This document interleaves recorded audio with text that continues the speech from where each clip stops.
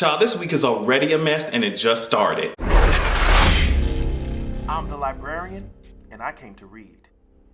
I mean, I was looking online, I was literally looking at the TL, and every time I scrolled, there was another crazy ass story. Okay, and just when I thought that the shit hit the fan, it was followed by another crazy story. I had to pick out the ones I wanted to fucking talk about. The shit was crazy. It was crazy, but we're here now. The librarian is back, and we're ready to start the dragging. Okay, make sure y'all already know every Wednesday we put up an episode on fortheculturepodcast.com. It's more than 2 hours long, and it's entitled Unhinged for obvious reasons. So go ahead and check that shit out. houseofexpression.com. Make sure you check that out. Also, patreon.com/ATLGA. Y'all already know what the T is, okay? We're expanding the brand around here. And since we're talking about expanding, I want to go ahead and just make sure that Vic knows that if he continues to look like this, I'll be okay with expanding for him. Does he want me to expand? Does he want me to contract? You know, I'm gonna do whatever it takes to make sure that he's comfortable. Vic, if you're looking for a place to lay your head, I promise you that I have a bed and all it's missing is that chest. I promise you, just come and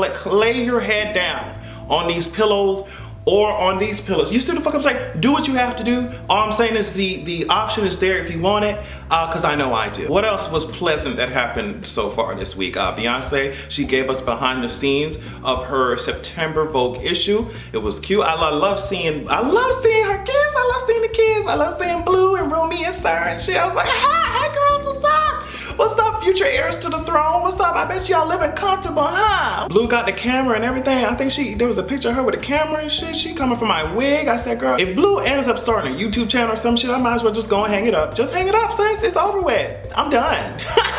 But it was cool to see that shit. It was one of the few pleasant things that happened. And speaking of kids, Cardi said that she dropped hers to fight some of you hoes in Atlanta. And she gave out her motherfucker. She said, girl, I'm here at this studio, and if you girls really want to see about it, girl, you can come fight me. And I said, okay, sis. Like, this is a quick message to Cardi. I'm not gonna spend too much time on it, because she doesn't spend too much time writing her own shit. So I'm not gonna spend too much time on it, but I want Cardi to find healthier ways to deal with this shit other than saying exactly, like, putting out the location where your ass is at and saying come right now. Like, I promise you that shit's so goddamn dangerous. First of all. Second of all, girl, the more fame you get, the more people gonna notice you, and more people are going to either hate or love your ass. And you will really exhaust yourself trying to prove yourself over and over to people who will literally never be satisfied. As I said on the podcast, people were apparently clowning your ass for leasing a Lamborghini, and you went so far as to take screenshots of your fucking bank statement of the fucking 500 stacks coming out your account, and then you ended up getting clowned for that. So I promise you, no matter what you do, people ain't gonna be satisfied. Live your life, sis. Live your life. If you need someone else to handle your social media, please pass it off, because you will drive yourself insane, okay? And if the trolls know that they'll get a reaction out of you every single time they drag your ass, they're gonna continue to do it, girl. Like, please. So I know that a lot of y'all are going to ask me about this whole Nicki Minaj versus Safaree thing, and I guess the short answer is that I just really don't care.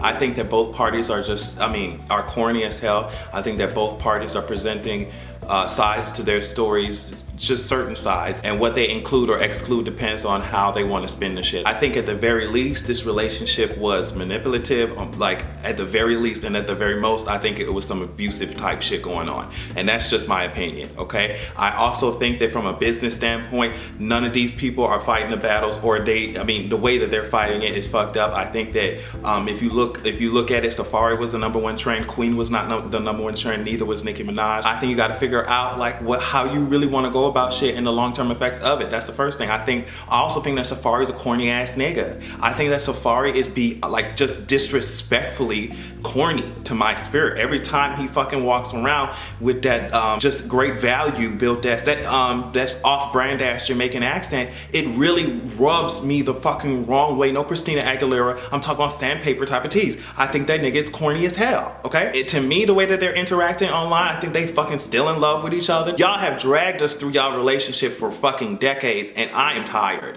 I am tired of this shit. I want y'all to text each other. I want y'all to please make a phone call to each other. I understand it might be difficult with so much insecurity running around in both parties. I can understand that y'all might want to get online and prove something to us. I promise you the only thing that it proves to me is that y'all are incapable of making any type of decisions that make sense. I am tired. I really just don't want to hear from this pathetic ass soap opera ever again. Ooh, so bear with me as we break this Omarosa thing down. Let me tell you something. I would never have imagined imagine that white people would get to assert such a fucking intense level of fuckery that they would have me out here like even halfway defending Omarosa. Like, I did not think in my wildest dreams that shit would ever happen. Now let me tell you something.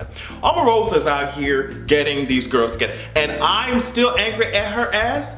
I do not trust her as far as I can throw her. I'm not going to sit up here and just act like she's all good in my book after she told us to bow down to his, you know, giving me all types of Nazi built ass.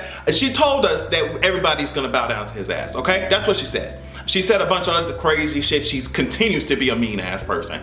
But let me tell you something about the way that she's gathering the hell out of the White House ass, just going from fucking platform to platform dragging. And with every new interview, there's a new tape coming out. I have to give credit where it's due. The girl is gathering these girls together, and she has Donald Trump shaking his motherfucking boots. She has Donald Trump shaking his motherfucking boots. I mean, first of all, the first thing that came out was that, okay, the girl, there's this N-word tape that exists. It happened on the Apprentice set, and it's out there, girl. And I do want the tape out, I do, but it just makes me nervous because I know that, you know, even if we hear Donald Trump as saying the N-word, it will continue to enhance, it will continue to strengthen his base. They want to hear that shit. I mean, he's already endorsing these fucking Nazis. For their president to be up there saying the N-word like that, oh, his base would have to feel that. They would love the hell out of it. Now, what's interesting to me is that we had been telling y'all from the jump that this man is racist, and y'all, I mean, people are acting so shocked and appalled that there's a fucking video or there's audio out there of him saying the N-word. Like, girl, what is surprising about that shit? Like, we told y'all asses. And even what's even more interesting to me is that even when it's in black and white like that, even when because I'm sure it's gonna come out if it hasn't already by the time y'all are watching this video. But I mean, even when it's there, they're going to come up with ways to try and, you know, fish around the fact, oh well, girl, he's not racist, he's not. No matter what you do, if they are not the direct victims of oppression, they seem to have no idea on how to give a fuck about anybody else who's going through it, because, you know, it's not affecting them. They don't give a shit about it. Y'all are just complaining. Pull yourself up by your bootstraps and shut the fuck up. You know, so that's what the tea is. And I know that his base they'll start jacking off to that tape. They'll get they fucking lives to that shit. I mean, there were even more tapes about Omarosa having a call. There was a call with Katrina Pearson, who was Trump's spokesperson, I think, in the campaign, and Lynn Patton, who was assistant to Eric Trump, and Jason Miller, who was, you know, campaign communications director. And they were all talking about ways that they could probably spin this tape if it exists and shit, even though Katrina went on to, I don't know if it was CNN. She went on CNN talking about, oh no, these shits don't exist, you know, no call was made. So it's just interesting to see the pressure that Omarosa is really out here putting on the White House. Now, we go even further to say that, so in response to that, of course, Donald Trump can't stay away from his goddamn phone. He went onto Twitter calling Omarosa a goddamn dog. And I was just like, he was just like, you give a low life, you give these crazy low life people jobs, you know, at the White House. And, you know, I guess it didn't work out. General Kelly did a good thing firing that dog. I was just like, what are you doing? What are you doing? And like, I can drag Omarosa all I want, and I will continue to, especially if she continues to do trash shit. But what I will not say is that she's stupid. And that's part of the reason why I drag her so hard, is because I know how smart you are, and for you to be acting like this and deceiving the American people and shit like that, it was unacceptable, because I know how smart that woman is. So that's the thing that's gonna work against Donald Trump, because he think he dealing with a dummy. Omarosa is many things, but she's not a dummy. Okay, so she's gonna use this every time you attack her. She's going to spin that shit and use it to give what she's saying more credibility. She's like the evil ass version. She's an evil version of Olivia Pope. So I don't know what makes you think you're gonna be able to, whatever, girl. And so they tried to come at her with all types of fucking legal action and shit. And Omarosa responded again, girl, if Robert Mueller wants to interview me, sis, I'm open, I'm ready. There's a lot of corruption that has been happening. And what did she say? She said that Donald Trump know about those emails before they came out? Absolutely.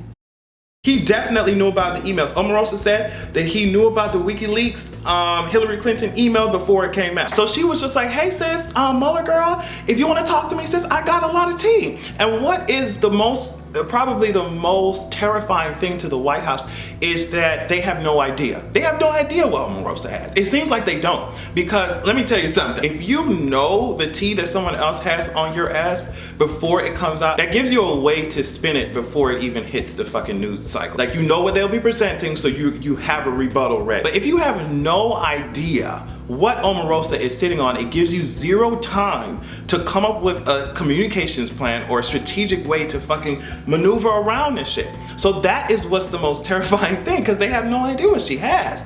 Now, what's interesting to me, because this shit's hitting the fucking fan, Paul Manafort asked, instead of going himself up to the stand or calling, you know, witnesses and shit, like there's been evidence presented against him, but he decided to sit his ass down and rest the case. What that tells me is that he's probably counting on a pardon from Donald Trump's ass. But if that actually happens, that's like impeachable offense type of tease, even though I think his whole political career is an impeachable offense. It's just so much shit hitting the fan that I feel like this White House has zero idea what the hell is about to come next. Because I mean, even Sarah Sanders' ass, she walking around here, I mean, I'm not going to get on the fact that she's walking around here looking like a whole ass squid in the face. I'm not going to do that to her. I'm not going to talk about Sarah Sanders' old octopus finding Nemo, you know what I mean, searching for Dory, shape head ass chin. I promise I'm not going to talk about her near, far, wherever you are.